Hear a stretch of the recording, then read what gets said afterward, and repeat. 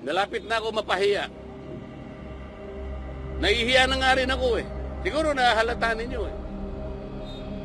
Nakakahiya talaga. Hindi ito yung House of Representatives na pinusukan ko noong 2004. Hindi po ganito. Malapit na po akong mag-graduate next year.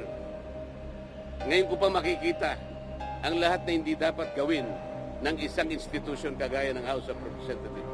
Ang House of Representatives po ay isang parliamentary institution. Dito po ginagawa ang lahat ng pagdidebate. Lilitaw po dito yung makatwirang pangangatwiran kung anong argumento ang mabisa.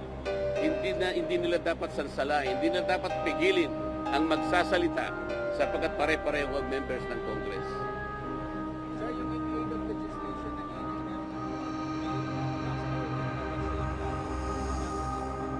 Yung meron silang naipasang bill sa extrajudicial killing. Pag-uusapan ba natin yun? Basahin po ninyo, nakakatuwa, nakakahiya. Sapagkat akala niya, kailangan po malaman ninyo kung totoo na in aid of legislation po ito. Nakapagpasa na po sila ng panukalang batas October 11, 2024. Batay pa nilang tumigil. Meron na pala. So hindi na in aid of legislation, tapos na, di ba? Ang inahanap nila yung makagawa ng batas tungkol sa EJK.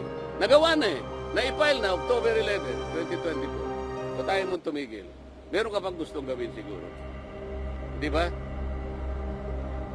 Bang ano po masasabi niyo sa sinabi po ni Vice President Sara Duterte na ang gobyerno na ito ay walang pagtutunguhan.